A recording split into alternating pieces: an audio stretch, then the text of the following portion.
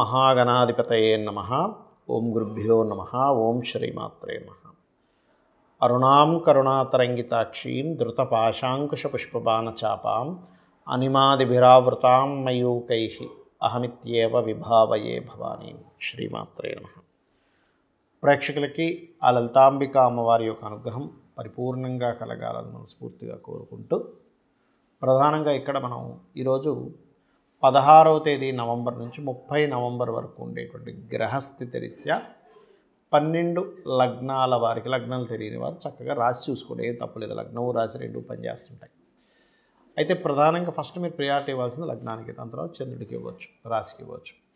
వారికి ఎటువంటి ఫలితాలు జరగనున్నాయి, ఏ విషయాల పట్ల జాగ్రత్త వహించాలి ఈ 15 రోజుల పాటు, అలాగే ఉన్నటువంటి గ్రహస్థితి ఏమిటి అనేటువంటిది కూడా చూసుకున్నట్లయితే, మీనంలో శని వక్రించున్నాడు, 28వ తేదీ నుంచి వక్రగతి పోతుంది. కుంభంలో రాహు, అదేవిధంగా కర్కాటకంలో గురువు వక్రించున్నాడు, కేతువు సింహంలోని, మరియు అదేవిధంగా చంద్రుడు కన్య నుంచి మీనం వరకు సంచారం జరుగుతుంది. అయితే ఇందులో రవి శుక్రులు తులారాశిలో ఉంటూ, రవి 17వ తేదీ నుంచి మారిపోతున్నాడు. శుక్రుడు కూడా ఏంటంటే 26వ తేదీ నుంచి వృశ్చికంలోకి మారిపోతున్నాడు. అయితే రవి కుజుడు బుధుడు కలిసి ఉన్నటువంటి ప్రదేశానికి రవి వెళ్తూ, ఈ యొక్క బుధుడు 24వ తేదీ నుంచి వక్రించుకుంటూ వెనక్కి వచ్చి తొలలోకి వస్తున్నాడు. అయితే ఈ యొక్క గ్రహస్థితిని అనుసరించి ఎటువంటి ఫలితాలు జరుగుతున్నాయి, ఏ విషయాలు జాగ్రత్తలు తీసుకోవాలనేటువంటి అంశాలు చెప్తుంది. నేనైనప్పటికీ కూడా చెప్పిస్తుంది సాక్షాత్ లలిత అమ్మవారిగా భావిస్తూ ఒక్కొక్కటిగా మనం తెలుసుకుందాం. మీనము వారికి గనక చూసుకున్నట్లయితే, మీ యొక్క రాస్యాధిపతి ఎవరైతే ఉన్నారో పంచమ భావంలో ఉంటూ వక్రించాడు. కాబట్టి ఎప్పటి నుంచో పలానా వాహనం తీసుకోవాలి, పలానా పొలం తీసుకోవాలి, స్థలం తీసుకోవాలి, ఏదైనా ఆభరణం కొనుగోలు చేయాలి, లేనట్లయితే ఏదైనా కోర్సు కంప్లీట్ చేయాలి అనుకునేటువంటి వారికి ఈ పక్షం చాలా అనుకూలంగా ఉంది. అయితే ఇక్కడ ధన విషయంలో కొంత తండ్రి, గురువు, మిమ్మల్ని గైడ్ చేసే వారితో, లేదా కుటుంబ సభ్యులకి మీకు గైడ్ చేసే వారితో తెలియించిన ఘర్షణ వాతావరణం చూపిస్తుంది. అష్టమాధిపతి అష్టమ స్థానంలో ఉన్నందుకు ఒక రకంగా కొన్ని రీసెర్చెస్ సక్సెస్ అవుతాయనేటువంటి చాలా బలంగా చూపిస్తుంది. గతంలో ఆగిపోయినటువంటి కొన్ని బ్యాక్లాగ్స్ కూడా క్లియర్ అవుతాయి. కాకపోతే సంతానాన్ని విదేశాలకు పంపించాలనేటువంటి ప్రయత్నం మాత్రం ఫలిస్తుంది, అందులో ఎటువంటి సందేహం లేదు. అదేవిధంగా కొంత స్నేహితులు కూడా కొంత దూరంగా వెళ్ళవలసిన పరిస్థితి వస్తూ ఉంటుంది. స్నేహితులతో మీరు దూరంగా వెళ్ళడం, ఇలాంటివన్నీ కూడా. 6వ స్థానంలో కేతు ఉన్నాడు కాబట్టి మీరు ఎటువంటి పని ప్రారంభిస్తున్నా సరే ఒక్కసారి మీరు మీ యొక్క ఇష్టదైవాన్ని మరియు గణపతిని తలుచుకోండి, అప్పుడు ఆటంకాలు కలగకుండా ఉంటాయి. కాస్త జీవిత భాగస్వామితో కొంత ఘర్షణ వాతావరణం సూచించనుంది. ఎందుకంటే 7వ స్థానాధిపతి భాగ్యస్థానంలో ఉన్నాడు కాబట్టి కుటుంబ సభ్యుల మూలంగా, కుటుంబ సభ్యుల్లో కొంతమంది యువకులతో, జీవిత భాగస్వామితో ఉండేటువంటి గొడవల మూలంగా కొంత ఘర్షణ వాతావరణం రానుంది. కాబట్టి ఆ యొక్క విషయంలో కొంత జాగ్రత్తగా ఉండండి. అలాగే ధనాధిపతి, దశమాధిపతి అయినటువంటి బుధుడు, దశమాధిపతి అయినటువంటి గురువు, దశమాత్ వ్యయస్థానంలో బుధకుజులు ఉన్నందుకు కొంత ఉద్యోగ సంబంధించిన విషయంలో ఇవి కాదు, ఇంకేదైనా కొత్త కోర్సెస్ చేసి కొంచెం నేను డెవలప్ చేసుకోవాలనేటువంటి దిశగా మీరు ప్రయాణం చేస్తూ ఉంటారు. ఆ యొక్క విషయంలో బాగుంటుంది. కాకపోతే కాస్త 12లో రాహు ఉంటూ లగ్నంలో ఉండేటువంటి శని వక్రించాడు కాబట్టి ప్రధానంగా ఇన్వెస్ట్మెంట్స్ చేసేటువంటి విషయాల్లో 28, 29, 30 తేదీలు కాస్త జాగ్రత్తగా ఉండండి. ఇక మీరు నిత్యము చేయవలసినటువంటి దేవతా ఆరాధన ఏమిటి అని చెప్పి చూసుకున్నట్లయితే, మీరు రాజరాజేశ్వరి అమ్మవారి యొక్క ఆరాధన చేయండి. అలాగే గోవులకి కాస్త నువ్వులు కాదండి, బెల్లము, కేవలం బెల్లము, గ్రాసము తినిపించండి. నూనె ఏదైనా మీకు దగ్గరలో దుర్గా ఆలయం ఉన్నట్లయితే ఆ దుర్గా ఆలయంలో నూనెను దానంగా ఇవ్వండి. ఏలినాటి శని యొక్క ప్రభావం కూడా తగ్గుతుంది. చాలామంది నన్ను రత్నధారణ ఎలా చేయాలి అని అడుగుతూ ఉన్నారు. అసలు రత్నం ఎంతవరకు మనకి పనిచేస్తుంది, దీనికి ఏమైనా శాస్త్రం ఉందా అంటే, అగ్నిపురాణంలో దీనికి సంబంధించినటువంటి ప్రామాణికమైనటువంటి అంశాలు చెప్పబడ్డాయి అందులో. అయితే చాలామంది రత్నాన్ని ఎంపిక చేసుకునేటువంటి విషయంలో ఏదైతే రత్నం ధరిస్తారో ఆ అధిపతి ఎవరైతే ఉంటారో, ఉదాహరణకి చంద్రుడు బాలేడు, ముత్యం పెట్టేసుకుందాం, సూర్యుడు బాగలేడు, లేకపోతే కెంపు పెట్టేసుకుందాం అనే ధోరణిలో పెట్టుకుని ఉంటారు. కానీ అది పూర్తిగా తప్పు. మీ జన్మలగ్నాత్ లగ్న పంచమ భాగ్యాధిపతులు ఎలా ఉన్నారు, వాటికి కొంత ప్రిఫరెన్స్ ఇవ్వచ్చు. కాకపోతే వాటిల్లో ఎలా ఉన్నారో చూసుకోవాలి. ఒకటి, మీ యొక్క అవసరాన్ని బట్టి, మీకుండేటువంటి స్థితిగతులను బట్టి.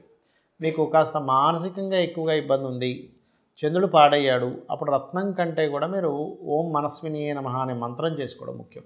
లేదండి చంద్రుడు బాగున్నాడు కాబట్టి కొంత పర్లేదు, మరీ అంత పాడైపోలేదు, యావరేజ్గా ఉన్నాడు, అంత పోర్ట్ఫోలియో కూడా బాగుంది, అప్పుడు మీరు ముత్యం పెట్టుకోవచ్చు, తప్పులేదు. అయితే ఇక్కడ మీరు ఒక విషయం అర్థం చేసుకోవాల్సింది ఏంటంటే, రత్నము ధారణ అనేటువంటిది కొంతవరకు సపోర్ట్ చేస్తుంది, కానీ అదేదో మొత్తం మీ జీవితాన్ని కంప్లీట్గా మార్చేస్తుందని మాత్రం అనుకోకండి. రత్నాలకి శాస్త్రం ఉంది, రత్నం ధరించడం వల్ల కొంత మంచి జరుగుతుందని ఉంటుంది, కానీ మీ కర్మల్ని పూర్తిగా మార్చేసే శక్తి రత్నాలకి వాటికి ఉండదు. కేవలం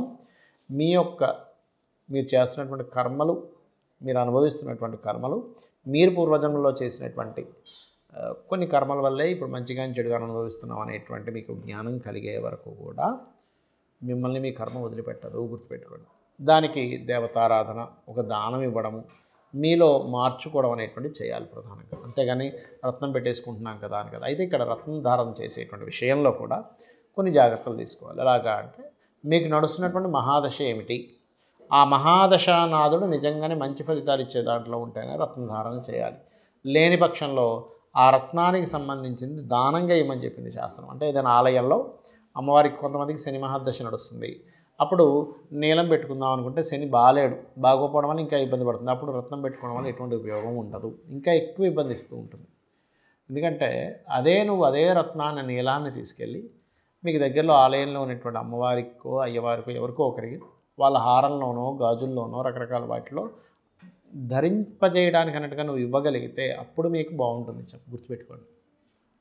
అలాగే మరి కొన్నిసార్లు ఆరోగ్య సంబంధించిన సమస్యలు ఉన్నప్పుడు కెంపు ధరించవచ్చు అంటారు, కానీ కెంపు ఎలా మీ జన్మజాతకంలో రవెలా ఉన్నాడో చూసుకోండి.